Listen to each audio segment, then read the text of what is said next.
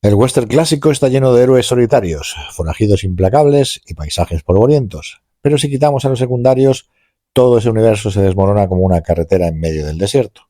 Hoy, en Placeres Culpables, rendimos homenaje a 7 actores que, sin ser siempre protagonistas, dejaron huella imborrable en las llanuras del cine del oeste. Hombres recios, carismáticos, duros como una espuela y muchas veces más interesantes que el propio protagonista. Así que acomódate en la silla del salón y prepárate para conocer a estos grandes secundarios del western a continuación.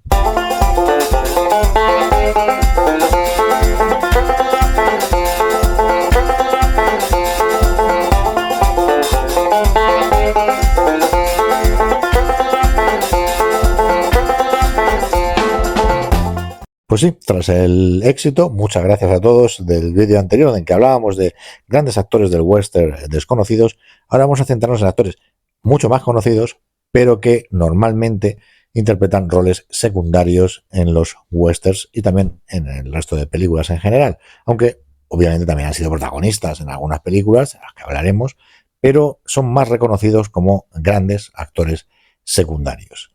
Así que, sin más dilación, y además esta lista está basada en muchos nombres que nos dejasteis en los comentarios del vídeo anterior, que de nuevo agradecemos a todos aquellos que colaborasteis en que se pueda hacer realidad este vídeo y que llevasteis ese vídeo a ser uno de los más vistos en nuestro canal. Así que, de nuevo, muchas gracias a todos y este vídeo es para vosotros.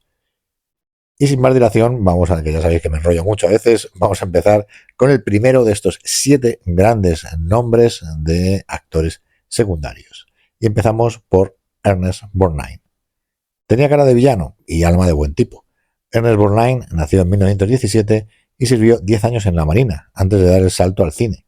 Su físico macizo y su eterna sonrisa de tipo peligroso le convirtieron en uno de los secundarios más reconocibles del western. Aunque ganó el Oscar como mejor actor por Marty, fue en el cine del oeste donde dejó algunas de sus actuaciones más memorables. Lo vimos en Jubal, al lado de Glenn Ford, del que también tenemos vídeo, como el ranchero celoso y vulnerable, y por supuesto en Grupo Salvaje, que sí, lo habéis adivinado, también tenemos vídeo, donde interpretó al inolvidable Dutch Armstrong, ese forajido leal hasta la muerte. Una curiosidad, durante el rodaje de Grupo Salvaje, Borgnine insistía en hacer él mismo sus escenas de riesgo, a pesar de su corpulencia y de que tenía más de 50 años. Un profesional hasta la médula y un tipo que nunca necesitó estar en primer plano para robarse la película. En el número 2 tenemos ni más ni menos que al gran Jack Palance. Con ese rostro afilado como un cuchillo y una voz que parecía salir del fondo de una cueva, Jack Palance fue el villano ideal del western durante décadas. Nacido en Pensilvania de padres ucranianos, boxeador y piloto en la Segunda Guerra Mundial, Palance tenía una presencia física tan intensa que bastaba una mirada para poner nervioso a cualquiera. Su gran momento llegó con Raíces Profundas en 1953, donde interpretó al asesino a sueldo Jack Wilson, uno de los malos más icónicos de la historia del cine, y apenas aparece 10 minutos, pero nadie se olvida de él. Años después se redimió como el viejo vaquero irónico en Cowboys de Ciudad, papel que le valió un Oscar y una de las apariciones más memorables en una entrega de premios, haciendo flexiones con una sola mano. Palance era tan imprevisible como magnético, y en cada western en el que apareció dejó claro que los malos no solo eran necesarios, sino que a veces eran lo mejor de la película. Y en el número 3, uno de los grandes, Anthony Quinn. Pocos actores fueron tan versátiles como Anthony Quinn. Nacido en Chihuahua, México y criado en Los Ángeles, Quinn tenía sangre indígena y europea, y esa mezcla le dio una presencia exótica que el western supo aprovechar al máximo. En Los Cañones de San Sebastián, The Man from del Río o El último tren a Gun Hill, su obra maestra dentro del western, Quinn interpretó a indígenas, mestizos, bandidos y hasta jefes de banda, siempre con intensidad, con furia y con esa energía desbordante que parecía a punto de estallar. Una anécdota: durante el rodaje de El último tren a Gun Hill, entre tomas, Quinn improvisaba líneas de diálogos con Kirk Douglas, con el que tenía una gran amistad. Los productores estaban tan fascinados que reescribieron parte del guión para dejarles más espacio a ambos. Así de poderoso era. Más allá del western, Quinn fue un gigante. Zorba el Griego, Lawrence de Arabia, Viva Zapata, pero en el oeste encontró un territorio fértil para sus personajes más complejos, moralmente ambiguos y profundamente humanos. Otro grande, Robert Duvall. Pocas veces un actor secundario tuvo tanta fuerza silenciosa como Robert Duvall. Con una carrera impecable, Duvall ha sido parte de clásicos como El Padrino o Apocalipsis Now, pero en el western encontró un terreno donde brilló con una autenticidad insuperable. Debutó en el género con papeles menores, pero fue con Joe Kidd, Jerónimo y sobre todo Open Range, donde consolidó su lugar como rostro imprescindible del nuevo western. Y como no, su papel como el capitán August McCrae en la serie Lonesome Dove, la palabra solitaria, es simplemente una obra maestra de la interpretación. Duvall ama los caballos, los espacios abiertos, y dice que el western es el género donde los personajes pueden respirar. Quizás por eso se siente tan natural viéndolo cabalgar o disparar con la serenidad de quien ha vivido 100 vidas en el desierto. Y antes de continuar, y sé que lo estabais esperando, pues llega la llamada a la acción. Sí, si habéis llegado hasta aquí y os gusta el vídeo, por favor, suscribíos si no estáis suscritos, dar me gusta, comentar, compartir, todas esas cosas. Además, indicaros que ya podéis ser miembros del canal. Con una pequeñísima aportación de menos de €1 tendréis acceso a un montón de contenidos extra. Echarle un ojo. Así que nada, no me enrollo más, que siempre me pasa lo mismo, y continuamos. Walter Brennan, pues uno de los grandes del western, uno de esos rostros que unimos automáticamente al cine del oeste, con 3 Oscars al mejor actor de reparto. Brennan era el viejo cascarrabias, el sabio del pueblo, el ayudante borrachín. En Río Bravo, Red River y My Darling Clementine robó escenas con una naturalidad asombrosa. Nacido en Massachusetts, su voz temblorosa y su físico frágil ocultaban a un actor de acero.